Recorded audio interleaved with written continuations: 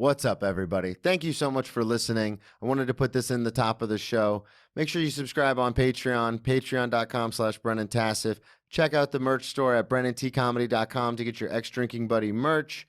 Subscribe, rate, and review wherever you listen to podcasts. As always, we're coming to you live from Gotham Production Studios, and I hope you enjoy the episode. Grab me a beer and grab me a coke. We bout to sit for an hour, bullshit and tell jokes. And please don't mix it up, cause he done sobered up. Brennan T Comedy on your social media feeds. And Brennan Tassif is your ex drinking buddy. Brennan Tassif is your ex drinking buddy. Brennan Tassif is your ex drinking buddy. Brennan Tassif is your ex drinking buddy. What's up, everybody? Welcome into another edition of Brennan Tassif is your ex-drinking buddy. I'm your host, Brennan Tassif. If you're new to the program, quick rundown of the show. I used to be everyone's favorite drinking buddy. It was my favorite thing to do. Hang out with friends, get drunk, do drugs, get in all sorts of trouble, and then reminisce about those crazy stories. I am sober now, but that is still one of my favorite things to do. Hang out with someone and reminisce about the crazy days. Most weeks I'll be joined by a guest. This week is no exception. All the way from New York City, Samantha Santos. Ooh, a little accent. I love that. All the way from New York City. Yeah, we're in New York now. It was cooler when I lived in Jacksonville, and I would say all the way from New York City That or does sound LA. cool. You can say all the way from the Lower East Side. There you go, all the way from the Lower East Side up here in Midtown, In Midtown. slumming it with us. Midtown is the worst. It's sometimes I walk through Times Square because that's where the studio is where I rehearse. Oh, I was like, why would you do that? It's the studio where I rehearse the one-man show. And like if you go day of, it's like great. Oh, shout out to Open Jar. It's great discounts.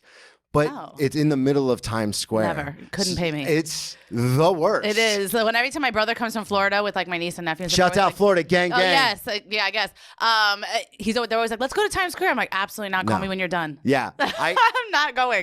Walking through it, I just look around and go, this is disgusting. Like, It's all gross. of you are disgusting creatures. Yeah, I'm like, why are you guys here? There's so many better parts of the city to be in. But before we get too far into talking I know. about New York and everything, Sam, introduce yourself to the listeners. Plug 23-in-1, plug all your shows, yes. Plug your social media, let everybody know where they can find you. So I'm Samantha Santos. I'm a comic, content creator in New York. I have a show, 23-in-1, at The Stand. I run it with Geo Perez and Drescher. Friends of the show. Friends of the show, yes. So it's a monthly show at The Stand. Our next show is next Wednesday, so you should come through. We have Hannah Berner on the lineup, JC Mendoza. We have good Mark Norman, and us three. We also are running a weekly show now every Friday at Combody in the Lower East Side. It's called Let's Get It, LES Get It, with Derek as well. Lower East Side. Lower East Side, but also, yeah. Let's Get It, yeah. I am super creative. You came up with that. Derek I absolutely did. Absolutely.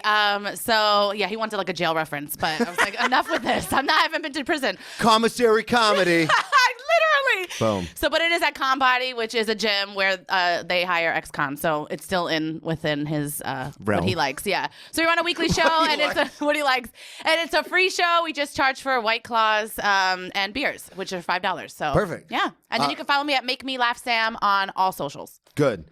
I love it when people get the like.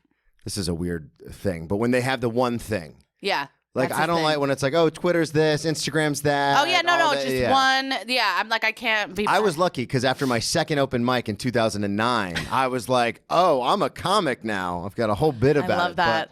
But I made everything on social media at Brennan T Comedy. That's so good. So now whenever a new social media thing comes out, I just immediately put it in. Whether I'm going to post on it or not, I just put it in so I have it. Yeah, I used to, when I first started doing comedy, I started doing content. And I knew I wanted to do stand-up. And I made my social like Sam stand-up or something like that. And then I was like, I don't feel like a stand-up. So I changed it. See, I went the other way. I did two open mics and I was like, I'm a comic, guys. So let's get into it. I want to talk about that. So you originally were a content creator. You were making funny videos and stuff, and that's what kind of blew up on your social media. Mm-hmm. Have you always been a fan of, because you said you always knew you wanted to eventually get into stand-up. Yeah. Have you always been a fan of stand-up or just videos, improv, comedy? Like what led you down this path? So my first like ever experience with comedy, I saw improv. Okay. Cipha Sounds used to have an improv show. It was like a hip-hop improv show. Yeah, JC talked about that. That's where he met Julio. Exactly. So it was 2 blocks from my apartment where I grew up. So I went. one day, and I was like, oh my God, I love How this. did you hear about it? Like, how did you even get introduced my to it? ex at the my man at the time was like, oh, like because Cipha Sounds is huge in New York. So this is something that I was talking about with, I think with Jay-Z. I was like, is it, or Jay-Z. Jay-Z. I'm like, wow, give me Beyonce's number. Oh, he comes on the show, friend of the show. No, but I was talking about this with JC and then a couple other comics. I was like, he used to be like a huge DJ, He's a right? very big deal. So he has like shirts that say, I'm very famous in New York. Okay, yeah, because he talks about that on stage. He's very big in New York. And when I first saw him in person, like at a stand-up thing, like where we were just colleagues, I was like, oh my God. Yeah, because I just know him as Cipha. Yeah, like, he's Cipha Sounds. So he used to have Cipha Sounds in Rosenberg, which was a morning show in New York on Hot 97. Okay. And it was huge when I was growing up. Me and my brother would listen to that in the morning when we were getting ready for school. So anyway, he ended up wanting to get into comedy, and so he was huge in New York. So my man at the time was like, we should go to his show. So we did. And I was like, oh, when I saw it, I was like, I feel like I could do this. Yeah. And then my man at the time, which is why he's my ex, was like, you're not funny enough. And I was like, oh, yeah. Bang, bang. Shots fired. Yeah, so then I was like, you're right, and because I was young and stupid, so I had no confidence. Yeah. So I was like, okay, I'm not going to do that. And then I would like always do videos on Snapchat and send them to my friends or put them on my story, and everyone would be like, yo, put this on Instagram. And I was like, I'm embarrassed. Yeah. But then when the pandemic hit and I was like, what? I could die tomorrow. So I'm going to just put out these videos. So I started putting out videos and it just started growing. My social media started growing. And I was like, I've always wanted to do stand-up, but I hated being on stage and being center of attention. I still really don't like being center of attention. Well, yeah, it's different. The videos versus the actual big stage. difference. Well, and we know that because we know people who became internet famous, viral famous, and then they go on stage and we'll watch them and we're like, yeah, it doesn't translate. they gotta hit open mics or something. Like, I understand you have a following and but you gotta, and it's not that they're not funny, they just aren't comfortable. It doesn't translate the same. Yeah. So I didn't want that to happen to me. I'm just fucking torching people. But I think they know too, like, because I didn't want to I was like, I want to make sure that if I'm doing both, I'm really diving into both. Yeah. So I started hitting up open mics, and then Jared Waters. Shouts out to Turbo. Always. But Shadi, Shadi Diaz? Mm-hmm. So she ended up following me because of my content, and then she hit me up. She's like, you should do stand-up. Okay. And then she was like, call me. And I didn't know her. But I called her, and she was like, I'm going to get you on a show. And then she called, and she was like, okay, I got you on a show next week. I was like, I have no material. She's like, well, you better start writing. And I was like, what? So then I just started writing, and then I did. It was in the middle of the pandemic. It was freezing. It was like 20 degrees outside, and I was in Astoria Park, and I did my first show. Training day. Yeah, and I was like, you know what? I kind of like the way this feels. So I started doing that, and then I kind of pulled back because of, anxiety and all that shit. And then I just started to dive in after. I was like, what am I doing? I can't let my anxiety win. So then then I've been balls to the wall since. That's awesome. And I did want to talk to you about, because we were talking about this the other night when we were all hanging out at the stand. Yeah. This whole idea, and I've talked about this because I've had a lot of female comics on, or comics that happen to be women, however you want to, I don't female, it's fine. Whatever I'm supposed to fucking say. Fucking retarded, dude. That's a callback to before. That is a callback. Yeah, you guys, you wouldn't get it. You weren't there. You weren't there. You had to be there.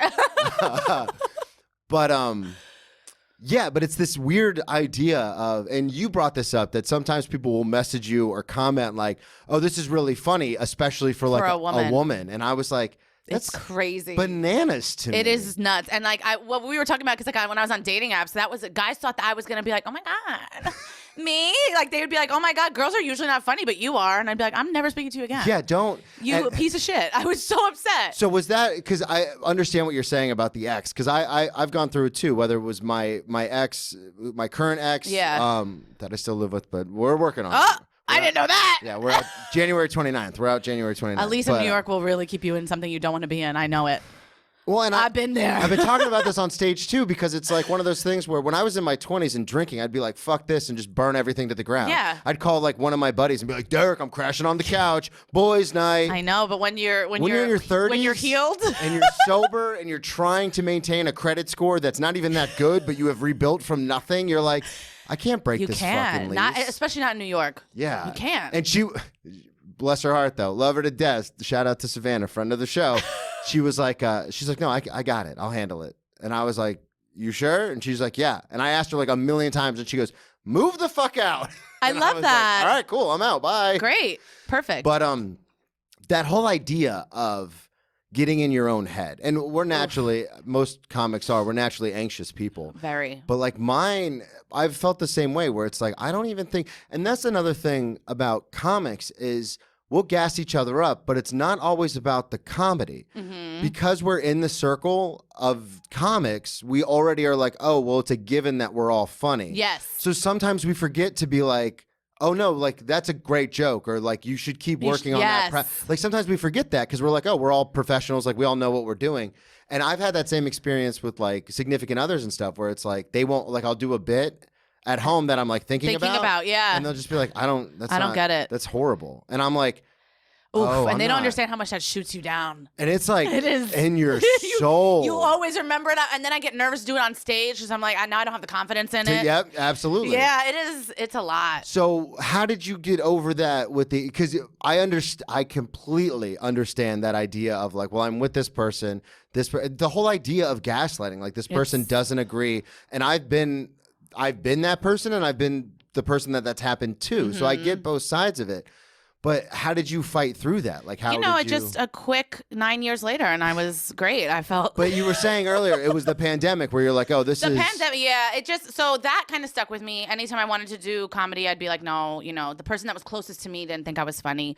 All my friends would hype me up, but it just felt different. Yeah. But then during the pandemic, I was just at home, and I'm like, for me, it was like I was working in corporate America, and I was miserable, sucking the soul out of me. And then when the pandemic happened, I was like, the only thing I enjoyed was like going out with my coworkers after work and getting drunk. And when I couldn't do that anymore, I was like, I need to really make myself happy. Like, because there's a leveling. Yeah, and I was like, all I'm doing is going to work, either getting drunk after work or coming home and watching TV. And I didn't want like a TV show to be the highlight of my week. So I was like, I've been there. It is, and it's when I think about it, I'm like, oh my god, the only way I get through work now is to know I have comedy after. Yeah.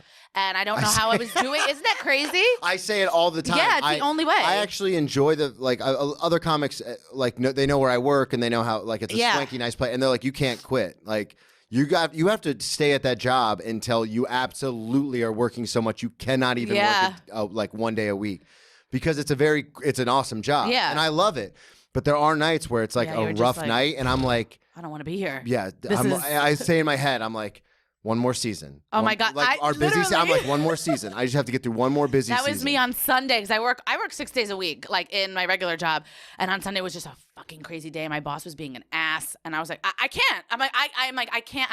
Something has to happen this year because I can't do That's this. the same. I'm like, I'm like, I got to meet somebody that's going to put me on another level because I can't. Well, that's the crazy thing too is, especially now in the internet age, it just takes one video for one person to see and be like, oh, I like that idea. And get that person on the phone. I know. We saw it with Dan when he posted the thing about his grandma. Absolutely. And then all of a sudden, I need that. He's getting calls from people like, hey, I want to turn this into a show. And he's like, all right, cool. Yeah. But also then I look at Dan and it gets me, I'm like, oh, because he's been doing comedy for so long. So I'm like, I need this today. I need this.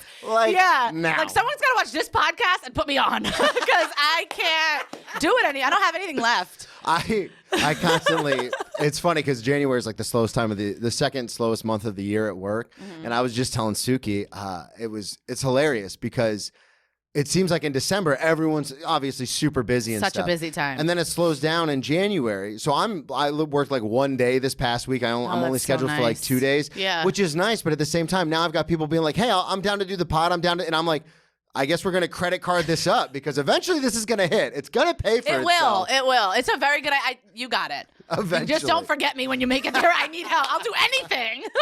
Well, I wanted to talk to you about this because then we talked about you getting into comedy and everything like that. And how did you get hooked up with like Derek and Geo and that whole crew? I literally the hang. Like I just started hanging. When I would have no shows. I've been talking about that for it is a big deal. 2 years. Literally, because Derek and Geo asked me to be a part of 23-1 before they even ever saw me do stand up. Yeah. So often. Some of my closest friends, like Matt Fulcheron, who's like my best buddy and my mentor here, I think he's only ever seen me do stand up maybe one time. Yeah, I think the first time they saw me do it was at our first show. And we have like a podcast together, and it's like crazy. What? But they were like, I would just, if I had no shows, which, I wasn't really booked like that in the last winter, I would just be at the stand and they would be there and we would just sit and talk. And like, I feel like that's where I'm most comfortable. Like just being in conversation. Around I feel comics. I feel confident in my conversational skills. So I was like, being funny with them, and we would go out to the diner and they were like, oh, this is really cool. And they wanted like a female touch on 23-1. So then they literally like one day they were like, hey, Derek hit me up. He's like, me and you are at the stand. We need to talk to you. And I was like, they're going to kill me. Like I must have done something. That's not not off brand. So then I was like, oh no. It's so on brand. It is. So I was like, oh fuck, what did I say? That was like racking my, because I'm insane. Yeah. So I was racking my brain. I'm like, did I say something that might maybe like offended them? Like, because I would joke about them being in prison. I'm like, maybe I went too far. And then I was like sitting there like, like I thought they were really gonna kill me. And then they were like, we want you to be part of 23-1. I was like, wow, that is not what I was. The other way. So yeah, then I was like, yeah, absolutely. And then yeah, it's been good. And then JC I met just because he, like, me and Lisa became, Lisa Lennis. Then they ran a show together, so me and Lisa were really tight, and he was always around, so we just started hanging out like that. Well, and that was the thing. So this is a constant struggle that I've talked about openly with other comics, is the hang versus the open mics versus the reaching out to get on shows. Because I've said it a million times, and Tori Cole and I talked about this last week, and I talked about it with SB. Yeah, and this whole idea of the market's oversaturated in New York. But nobody really moves to New York if you don't feel like you don't have it. So all of us here, to a degree, can get on stage. Not all. Most of us here can get on stage and hold our own. Yeah. Like, we might not be the funniest comics on the show. But might not be we got everybody, it. Yeah. But we know what we're doing to an extent. And there's this weird give and take, like asking to be on shows. Because then you feel like, now I'm basically begging for a favor. Yes. But at the same time, it's like, but there's so many comics, people just don't remember. They forget. So that's it's what like I struggle with yeah. too, because I'm like, there's so many comics, I can't think I'm on the front of everybody's mind. Yeah. So like it is, but it's such a weird What happened to me with 23-1, because I was hanging out. I hang out at the stand way too fucking much. Well, the food is great, and it's right around the corner from my work. So I literally get off, and I'm like, all right, I guess I'll just go. Yeah. And I've dumped all of my energy into the stand in the cellar, thinking like, I've been doing comedy 10 years. I'll skip all the other clubs and just go straight there. And it's like, that's not. That's in other New than York, JC, it's like that's not how that works. But I know, because he talked about how he was just hanging out there all the time. All the time, yeah. During the pandemic, they were like, get on stage. Yeah, like, wild. Isn't that wild? Yeah, I know. So, it's crazy. It's timing, but it's also one of those things where it's like I'm there all the time. So I was like, I've gone to I'm supportive, like I go to 20, but in the back of my head I was like, I talk, like Derek has openly heard me talk about being incarcerated. Yeah. And like I'm like the complete opposite of them. Like I'm tall, I'm from the suburbs, like I'm clean cut. The tall was a dig. I was about to say, I was like, oh, that tall. Kidding, we're joking. We're joking, we're comics. But you are short, Derek. But he's a king. Yeah. Short king. A fat king. No, just kidding. Jeez. He knows. Now he's going to kill you. Yeah, he will, but I've been making fun of his belly for a while. But so I asked them. I just reached out, and Derek was like, yeah, absolutely, no problem. Like, you're on the next one. Yeah, they're super, like, but sometimes they feel unapproachable, like, but they're like, because everyone's doing the same thing. Everybody wants to get booked. And that was, and so it's been like that, because then Turbo, Jared Waters, sent me that list of all the produced shows. I love that he has that list and everybody has it. Yeah. There's no one better in the world than Jared Waters. He's like a gift. He does. He posts once a week. He'll put up his shows. It's like 5 shows a night. A night. Like, dude. People put up, I see people do that for like a month. They'll be like, okay, these are my January shows. He does it every week. And he has to, because he has so many. He did 1,000 shows last year. And that's insane. And that's crazy. Because I edit a lot obviously for this podcast and for the other one. The work that goes into the photoshopping, because he does a different. It's his wife. Oh, she does it? So that's like what she does. Okay. So they're like such a good team. Yeah, and she does it for him. It's so funny. But he sent me that list, and I was like, I can't.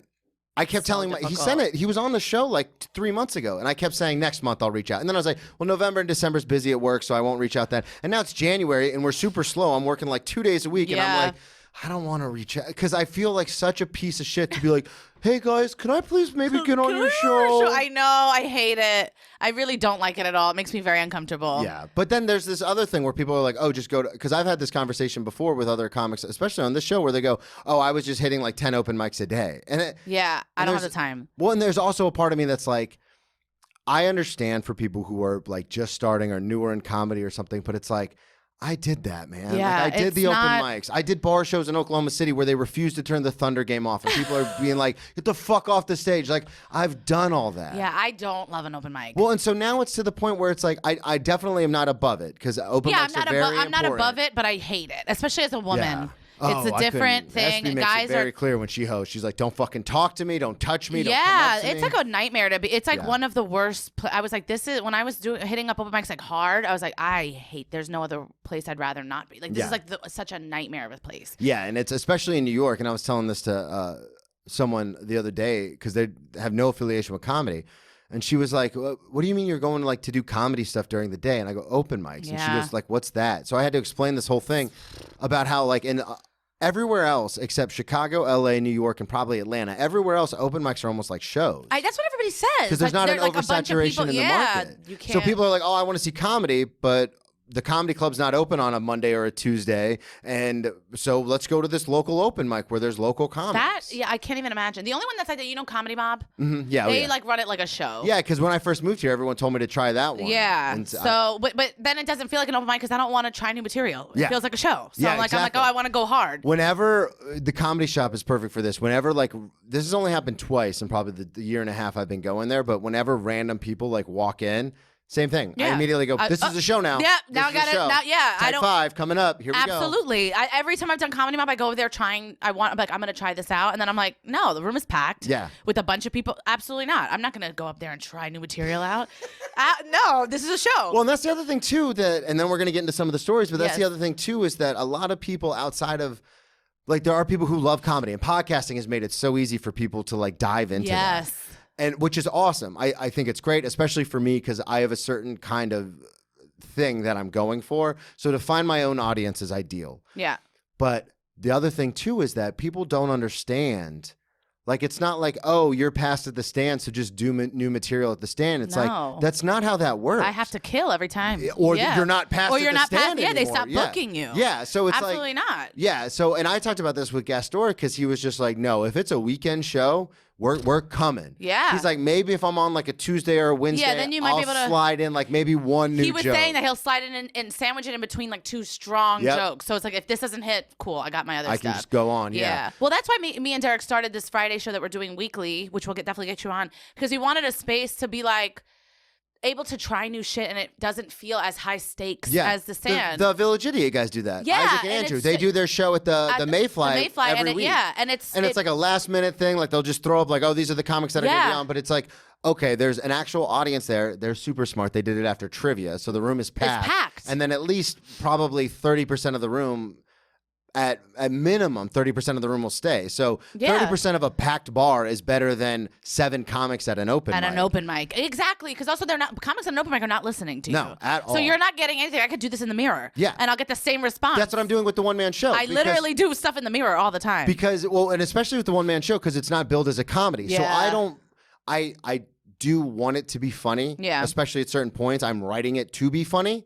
And these are all stories that I've told in smaller versions on stage. So I'm like, all right, I know there's laughs here. There's something there, yeah. But I can do it at the studio and rehearse by myself to get the lines down and like the timing down, because I'm not thinking in my head like, oh, I need this to be funny. Yeah, like, exactly. It doesn't have to be. So I can just rehearse it. And I know this happens to you because it happens to all of us. How many times are you doing a bit like at home, like over and over and over, and you go, oh, this is going to change comedy. Oh, like I'm going to change every time, the world. Every time I come up with a premise, I'm like, oh my God, no one's thought of this. No one. And then you get on stage and it bombs and you go, you're like, I suck. Yeah. Oh my God. Every time I think of something, I'll write it down. And I'm like, oh my God, this is gonna take me to the next level. Yeah. And then I do it, and it's like I get nothing. There are random things. Oh my God. Because comics have told me like, hey, Brennan, and this is another big reason why I'm doing the one-man show January 30th at Producers Club, is because they're like, hey, why don't you try to be sillier on stage? And I'm like brooding and like, no, Lenny Bruce always said, if you're going to say something, say it. Yeah. Like we have to use our platform to challenge the status quo and blah, blah, blah.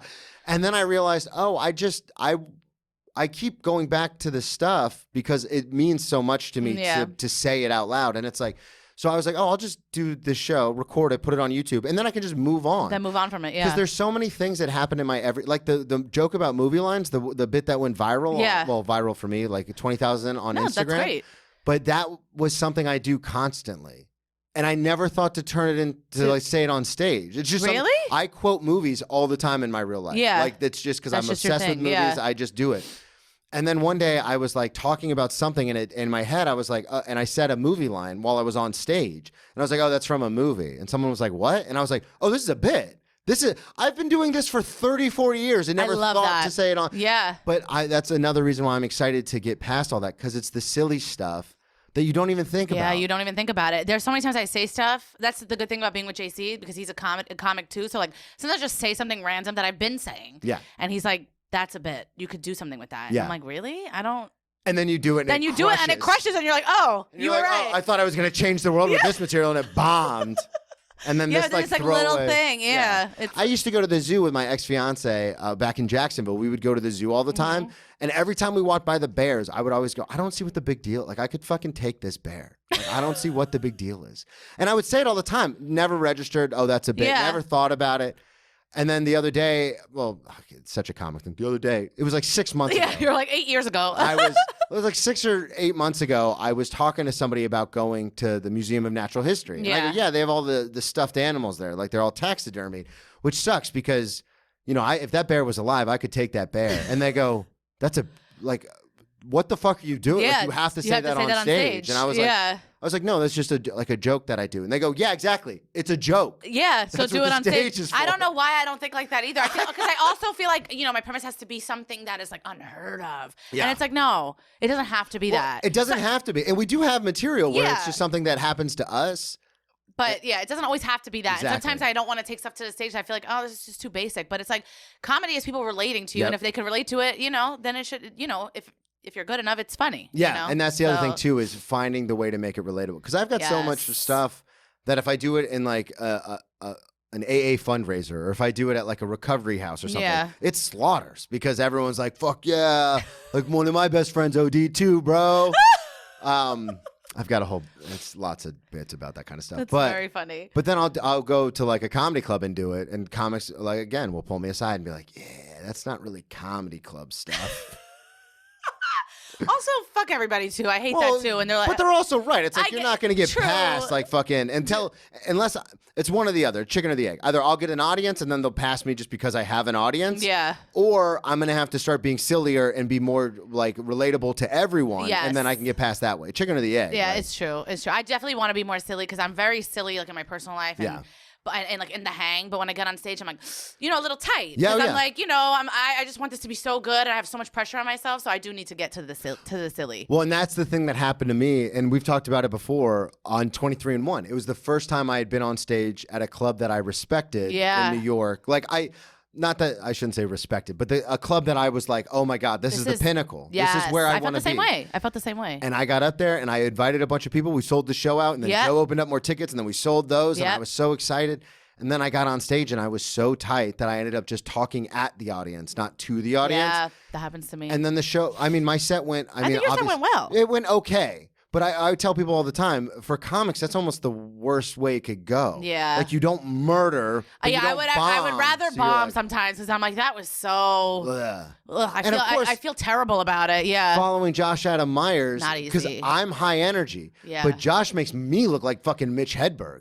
I've never seen anybody have more energy than Josh Adam Myers. So I was like, all right, I'm going to get up there. Because like a lot of the comics that were on the show were like just regular comics. I was like, I'm going to get up there and be like fucking high energy. Here we go. And then Josh runs in. He goes, sorry, I'm late. And then he gets on stage and I go, what the fuck am I going to do now? Yeah. And I tried to ride the energy, which was, I should have gone the other way and just brought it all the way down. Yeah. But I tried to ride it. Very and difficult. It was, but you learn from it. And then I went on the Cellar like a month later and did super well. And I was like, okay, cool. And then they were like, you're not past here, so you can't use that clip for it. You can't use that. Really? Yeah, that's the rules. Like you can't. I didn't know that. I don't even know if I'm allowed to talk about it. Oh. But You're going to be dead tomorrow. Yeah. Derek's going to call me and be like, hey, meet me and Gio at the stand. We need to talk. I wanted to talk to you about, let's get into some of the ex-drinking buddy stories. So you told me when I first was going to have you on the show, you're like, well, I'm more of like a weed person, not really a drinker.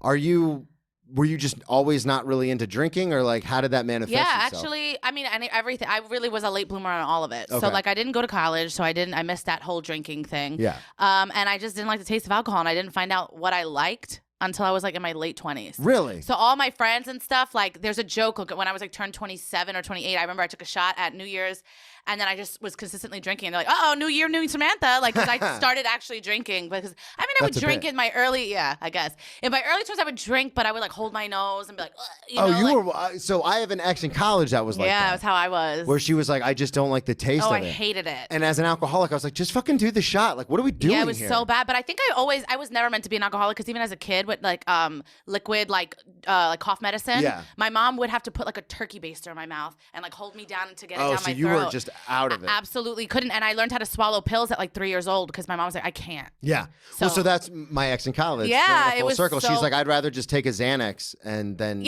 do a bunch of shots. So I never did any kind of drugs, but I didn't start smoking weed. So what was happening?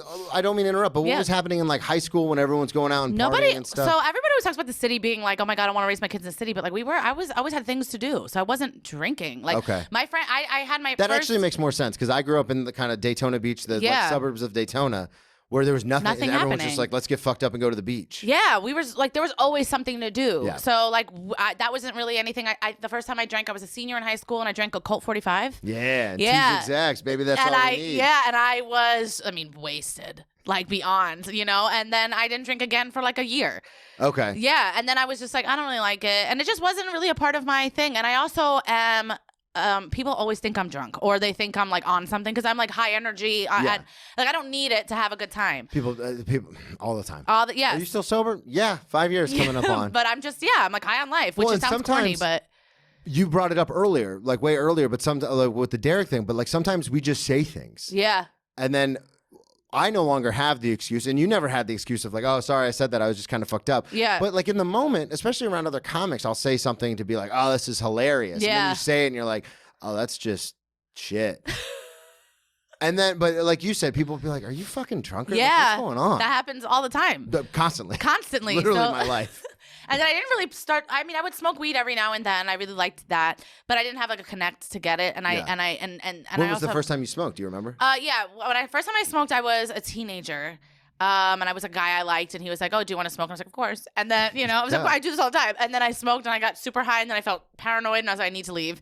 And then I left, and I was like, "My mom's gonna know." And I just was I was terrified of my mother. Yeah. So I didn't smoke again for like 10 years. Okay. And then I smoked visited my friends in college, smoked again, didn't smoke again for years, and then really, I picked it up a little bit before the pandemic, and now I smoke every day. Yeah.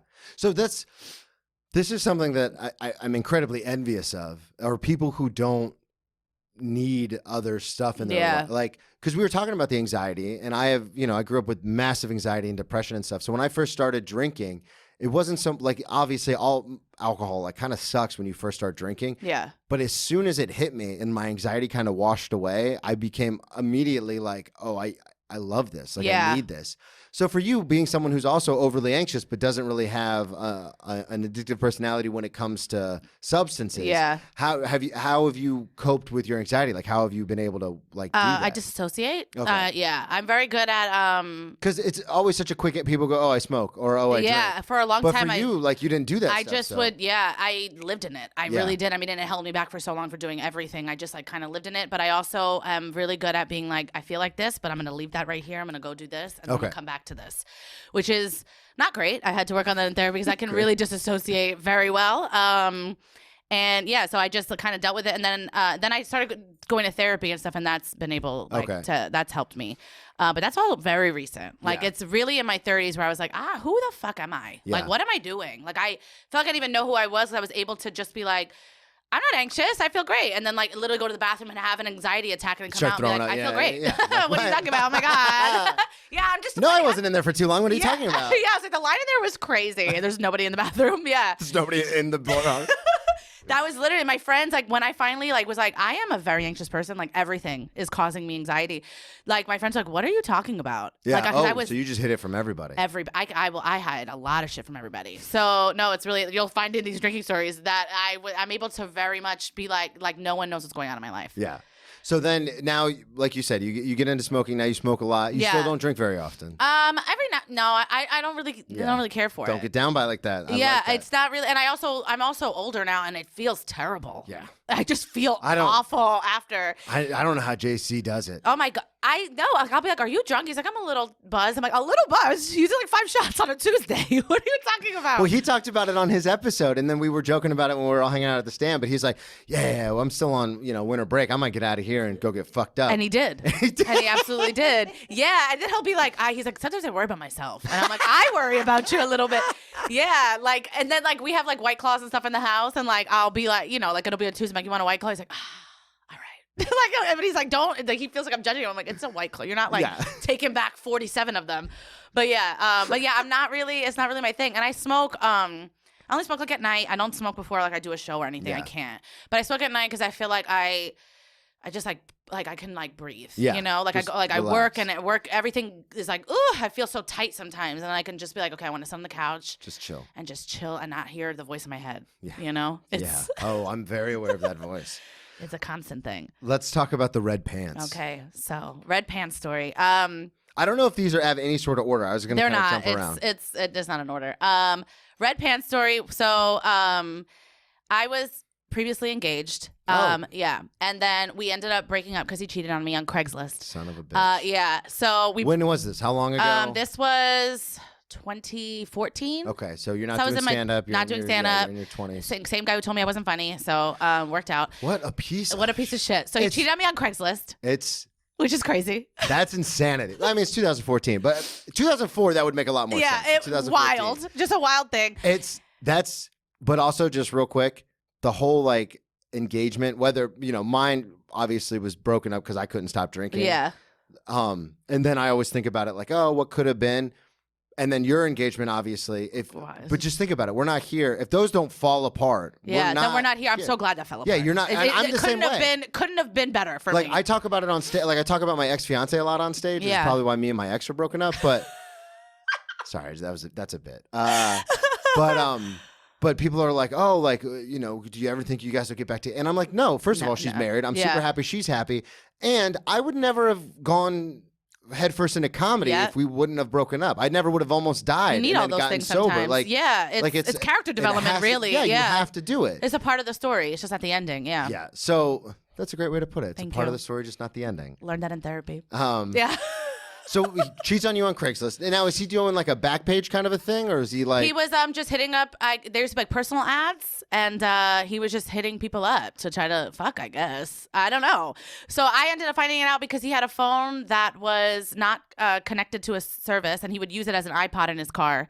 And then he was like, "Hey, put the music on." So I like opened up that phone and saw and it was open to the emails. Oh. So he because was I just don't search using it through. as- I don't yeah. search through. That's not my thing. So I was la la la, I'm engaged, like didn't even, and then I was like, oh yeah, let's put on Drake, and like scroll up the phone, like open the phone, and it opened to this, and I was like, what is it? And So what happens? Because like you're we were in the are you car. reading it like immediately? yeah, Like, but then I was so confused. Yeah. So like That's what I mean. Like yeah, you're just like- I'm reading it and I'm like, whose messages are these? Like that's literally because I didn't see it coming. Yeah. It wasn't like I had any idea. So I open it God, and then I'm that's like, the worst. what is this? And we were engaged for a month. So it was like a brand new thing. And I didn't force him into. I was always like, I don't care. Take your time. Like I'm happy. I don't need anything like that.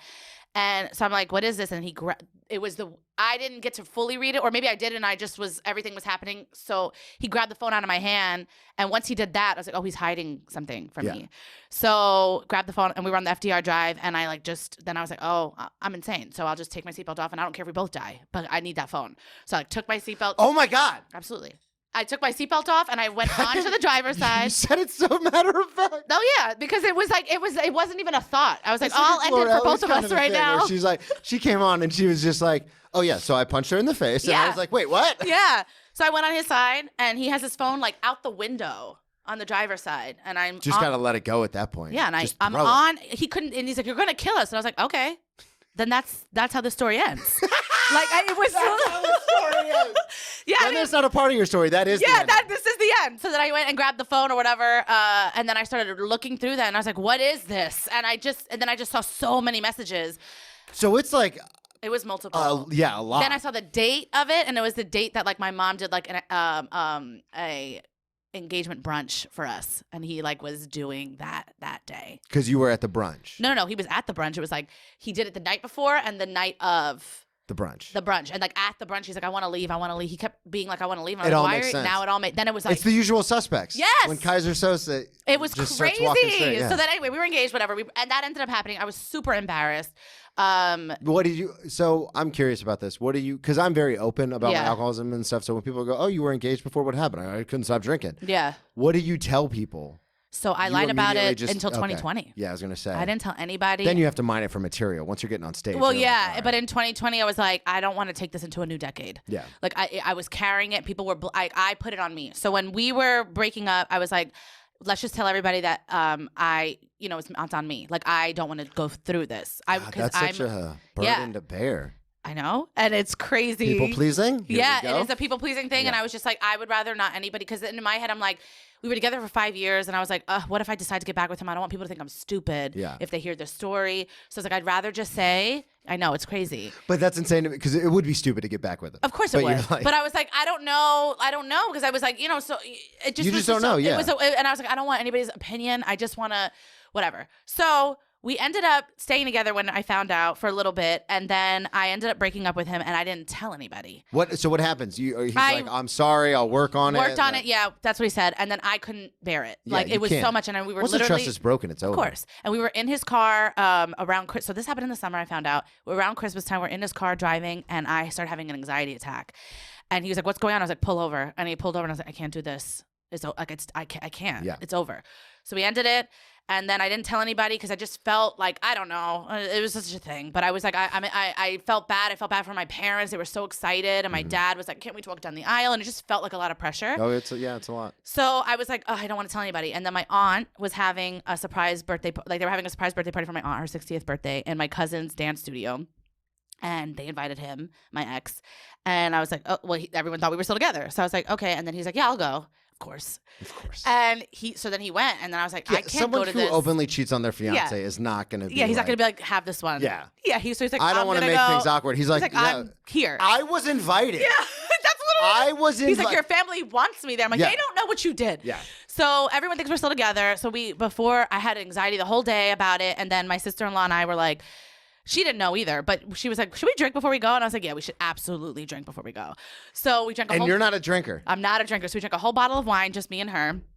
We're both two small women. So that I was like, on our way there, I'm like, I feel amazing. Woo! Yeah. So then we get there, open bar. I'm like, perfect.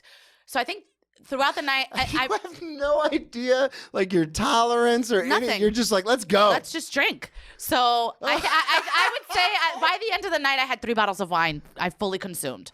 3 bottles of wine. So I'm there, my red pants, and he's knows I'm drunk, and he knows nobody knows, so he's trying to take it, like, come hug me and kiss me, and I'm like, get the fuck off of me. You're going the other way. Yeah, so I'm like, get off of me. Like, yeah, we're here, but I'm not, like, I'm pretending to be with you, but not too much, like, whatever. Don't try to take advantage of the situation. Exactly. So we're there, and then I just got so drunk, and when I don't like to be center of attention, but when I drank a lot, I'm like, oh, I'm a dancing queen. Yeah. I'm gonna just dance all night. So we're in a dance studio, mind you. So there's mirrors everywhere. I'm just watching myself dance in the mirror. And then it's like my aunt's 60th birthday, so they're playing like disco music and stuff, and I'm like, no. Request Beyonce. So like I put on like Drunken Love by Beyonce, and I think I'm in the music video.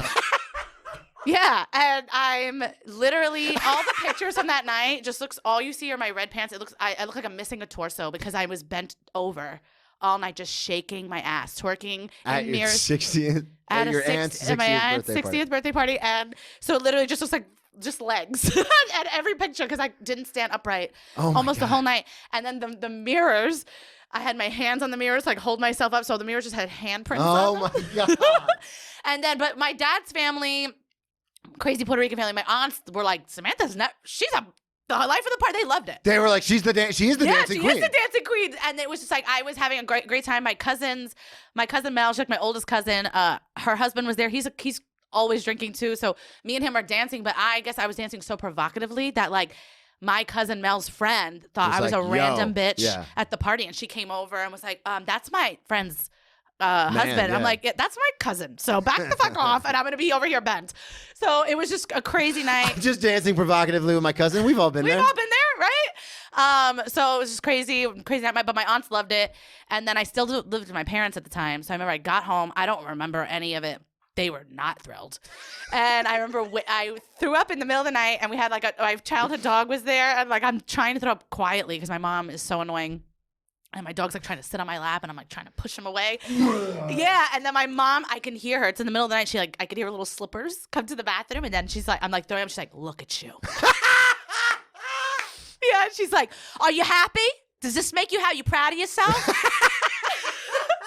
And I'm like, Mom, please. And I'm just like, it was like, I couldn't stop throwing up. I had nothing left. And then Look at you. Yeah. And then, you know, when you get so like, I had not, like, I was just throwing up bile. Yeah, and or just dry. I'm like, ugh, but Yeah. nothing's coming out. And it was awful. And then I went back to sleep. I wake up in the morning and my dad, who's like super cool and never like yells at anybody or anything. He like came in the room, closed the door. That's not very. It's not, but he's very like peaceful. But he came in, he's like, I was so disappointed in your behavior last night. Yeah. Wow. And he's like, you embarrassed me. I was embarrassed. Which hits even harder when they're not. I started crying immediately. Because Yeah. also that I was also hungover. Like, that hit me. Yeah. Like, and I was like, I'm sorry. And he's like, you know, they also didn't know what I was going through. Yeah. So I was like, I'm sorry. And he's like, I was so shocked by your behavior. That's so not like you. And I just kept saying sorry to them. And then my mom came in and she's always, you know. Well, that's what I was going to say. If you have the parent who always like kind of flips out, when they get mad, you're like, just like, shut the fuck up. Record. But then my dad did it. Yeah. And I was like, oh, I felt terrible. And then my ex was worse because he called me. He's like, you were crazy last night. I was like, bitch, you know why.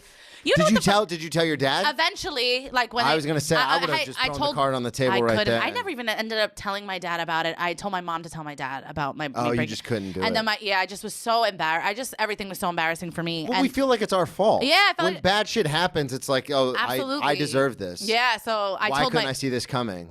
Thank you. That's how I felt. So Yeah. I was like, I feel that all the time. Yeah, so I ended up telling my mom about my ex. I didn't say what he did. I just said we broke up. And then she was like, so you still didn't. I didn't tell my mom. I don't even know that my mom actually knows everything. I think I just told her like now recently. Buddy, exclusive. I think she knows that he did something stupid, but I never really confirmed. But in the moment when I was telling her, I just said like we weren't, you know, I didn't love him anymore, and I was like, you know, I'm sorry, and then she was like, Because how he was we cheating on me. Yeah, because he was cheating on me on Craigslist. But then she ended up being like, or how you want to tell your dad? I was like, you can do that for me. I don't want to do it. Yeah. And then he just came into my room and was just like, you know, there's nothing you could do to ever make me like Love feel like you less, love yeah. you less. So like if you don't, whatever you want is fine. It is big though. That's because that kept me drunk for a long time. When Alyssa left, I was like, well, she's gone now, so I fucking don't care. And I mean, and that's the crazy thing is, and we talk about it all the time, especially in the rooms and stuff. I can't tell you about it because they're anonymous, but there are rooms that we go. That's a hack joke.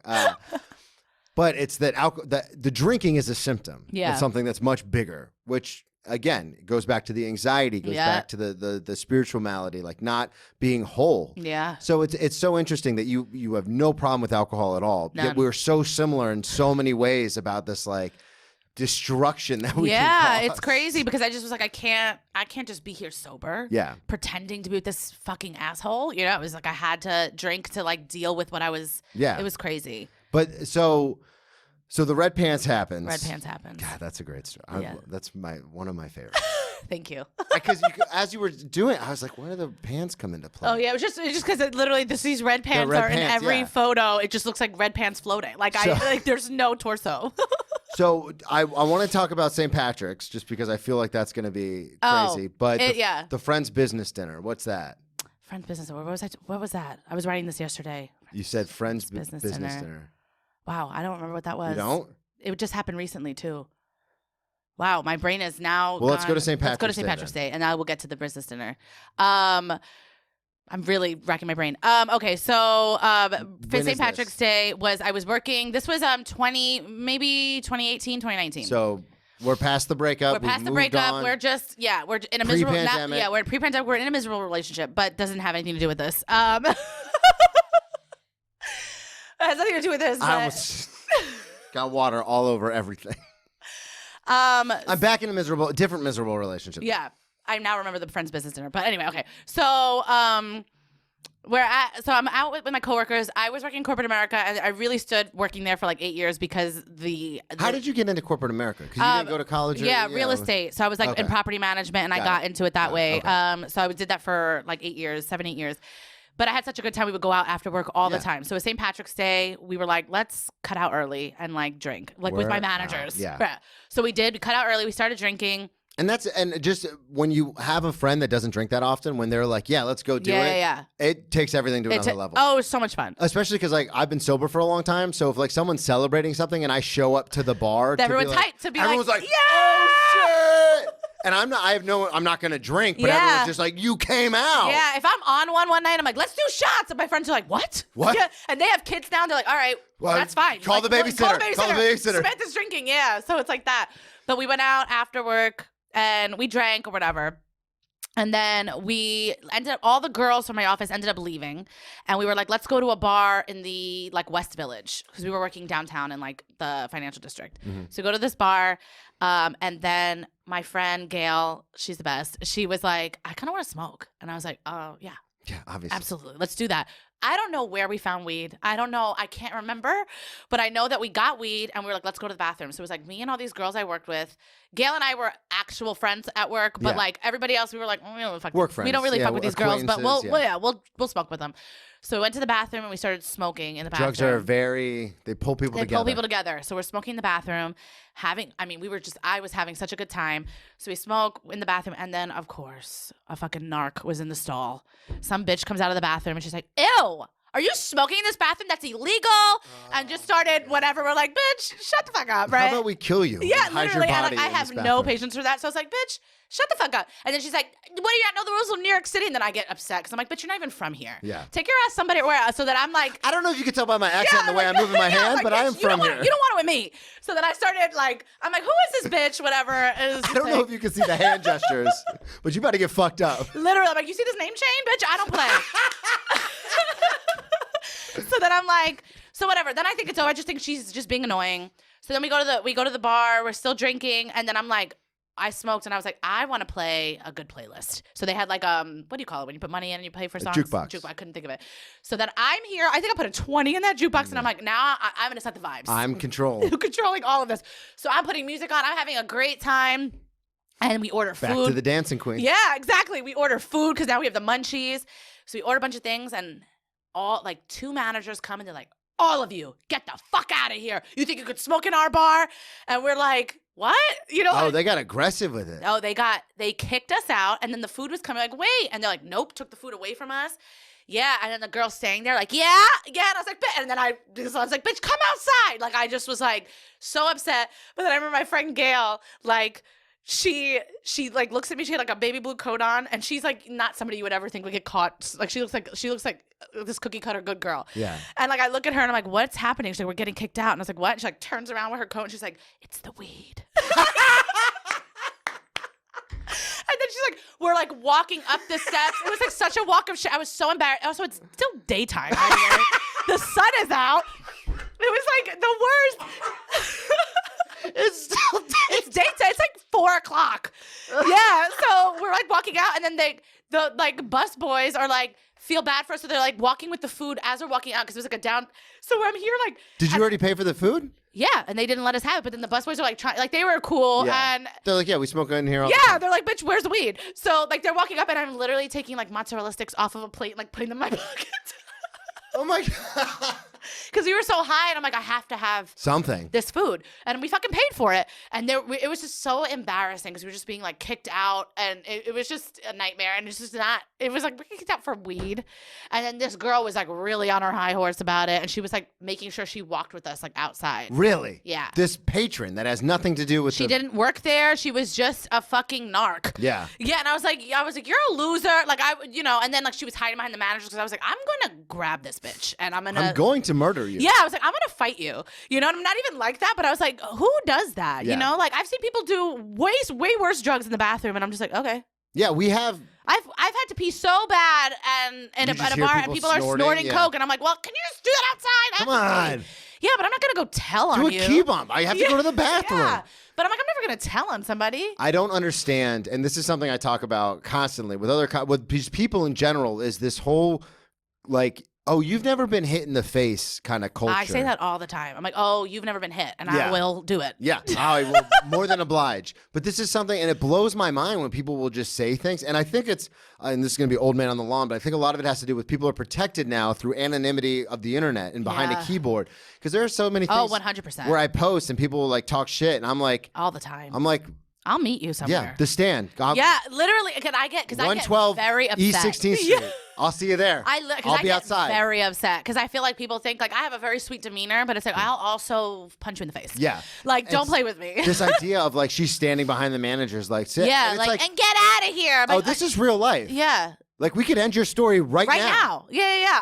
Because the thing is, like, I also have nothing to do after this. I'll wait out here until you're done. Yeah. Like, I'll wait here all night. It's daytime. I'll wait till the sun goes down.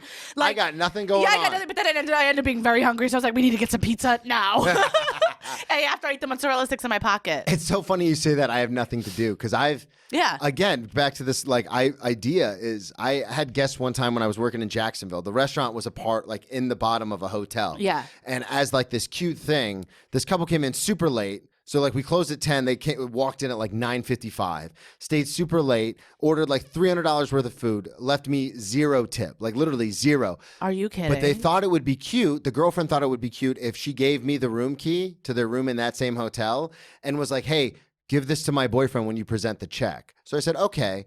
And I do the whole thing. I do the whole thing. He gives me like it was like $297. He gave me $300 and said like, "Keep the change." And it was like $1.50. Thank you for But in my head, I go, are you out of your mind? I go, your girlfriend just gave me the room key. Like, I I'll know go what fuck room her. you're staying in. Well, it's like, I know what room you're staying in, and I'm off tomorrow. Yeah. I have nothing to do. I'll wait here. Yeah. I guess we'll just hang out. And I was like, I should call the hotel and be like, connect me to room, blah, blah, blah. Yeah. And just keep calling and just calling. keep calling, yeah. And I like thought of so many pranks to do, but it's like, are you in your fucking mind? Like, you're in the real world. People are stupid. It's also this. It's what you said. Like a lot of people have not been punched in the face, and it shows. Yeah. And it's like, oh, okay, I could be the first. Yeah. I'll teach you some manners right now. Literally. What's the business? The Okay. Friends Business Center. So my best friend, her dad owns a company. Is this? You said this was recently, right? This is kind of recent. This is somewhere in the teens of the 20s. You know, something like I don't remember. So my friend her dad owns a company, a produce company. And they were celebrating, I don't know, 20, 30 years of, I don't even know. But awesome. she invited us to go. It's a party. It's a party. So she invited us to go. She is first generation Chinese. So we get to this party. We're the only like English speaking people there. Yeah. I've been in those situations. We're the only non-Chinese people there. So we're sitting at the table and we're all like trying to be like, you know, we're like, we don't want to bring any attention to us, whatever. But anytime we go to any of her. I think just you being there. It was a lot. Yeah.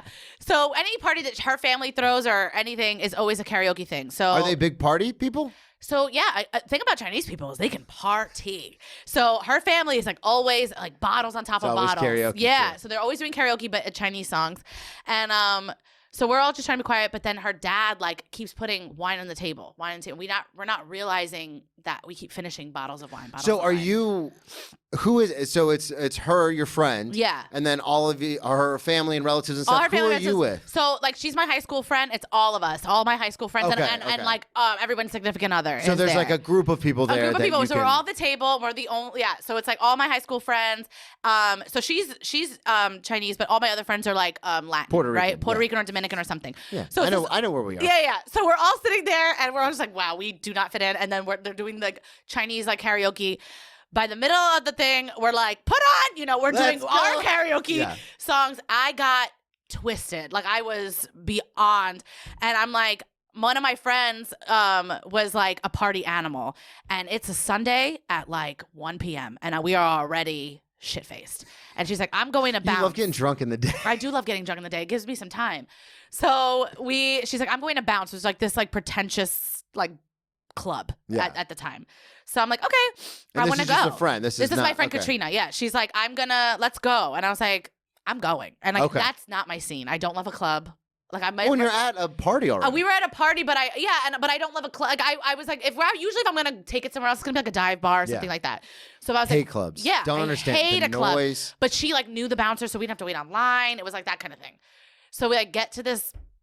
I definitely overshot. So we get to this bar and this club, and I'm like, oh, I'm gonna throw up. Like I'm 100% gonna vomit. This is happening now. Yeah. So we're in there, and I'm like, Katrina. So you're in. We're in. We got in. I don't know how the fuck we got in, but we did. There was a line. Right away. We just walk in, and it's just like, you know, all these like rich people, and I was like, I don't want to be here anymore.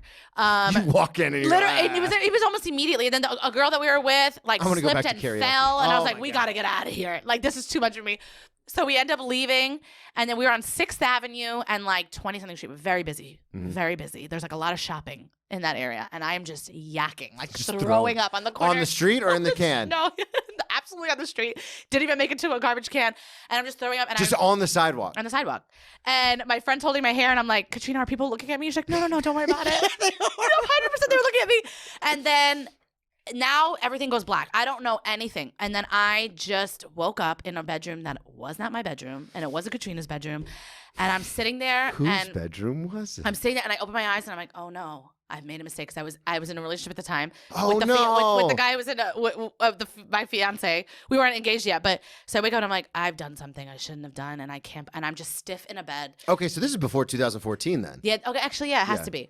So I'm sitting there stiff, and I'm like, I've never done something like this before. And in my mind, I'm like, I can't believe I did this. I can't believe it. Then I'm like, looking around, I'm like, oh, I built this furniture. So I look around, I'm like, oh, I'm at my best friend's house. And I'm like, thank God. Because I'm like, I was so nervous. I knew it was a man's room. And I was like, this is a problem. And I'm going to have to do a lot of explaining. But then I was like, oh, wait. Then I was like, oh, thank God. So then I look and I wake up and I walk out. My makeup How do you get home? Where are you? My makeup was down. I looked like I must have cried or something. Or I guess The throwing vomit. up, the vomit. So I walk out and it's just like my best friend and his boyfriend like on their laptops doing like work on a Sunday night. And I'm like, hey guys. And they're like, you were a mess. And I'm like, what? And they started showing me videos and I was like, Oh my God, that video. Absolutely. I was like, I don't know how they got me because they weren't with me. Yeah, They picked me up, put me in like in an Uber, and Justin Bieber's like boyfriend song was very big. If I was your boyfriend, I was singing that out the window. Like I looked like I was having a great time, but makeup was already run down my face. I was having a great time, and then in the video, you just see me like I collapsed, like in the Uber. And my friend's like, oh, I'm gonna take her home. And I woke up in a bed. I thought I fucked somebody, but I didn't. Thank God. Thank God. Yeah, and I just. Well, actually, hindsight, it wouldn't. I probably should have. Yeah. But yeah, then I remember I went home and I got on my way home walking, makeup still running down the face. I stopped in a supermarket and I got 2 Kraft mac and cheese boxes, and I was like, that's what I'm gonna eat tonight. And I made 2 boxes of that and I ate both of them, and I was like, all right, I feel all right. I gotta go to work tomorrow. Gotta go to work tomorrow. Yeah, gotta do what I gotta do on 2 Kraft mac and cheeses. This is the best part about doing this show is that I constantly have people on who are like, I'm not really sure if I have any stuff. And I'm like, come on. Plug everything one more time. Okay. You can follow me at Make Me Laugh Sam on all socials. And then come to 23&1 next Wednesday at 10 o'clock at the Stand. Amazing lineup. And Let's Get It Comedy every Friday. Free show, $5 White Claws, $5 beers. Beautiful. At Brennan T Comedy on all social media, BrennanTComedy.com. Get your tickets for the one-man show, which is also Ex-Drinking Buddy. January 30th at Producers Club. You just pay for the Producer theater. Club is cool. Yeah, and they're just like, yeah, do whatever you want. I love that. 6:30 and 8:30 showtimes. And subscribe on Patreon. Get your Ex-Drinking Buddy merch. We'll talk to y'all next week. Bye.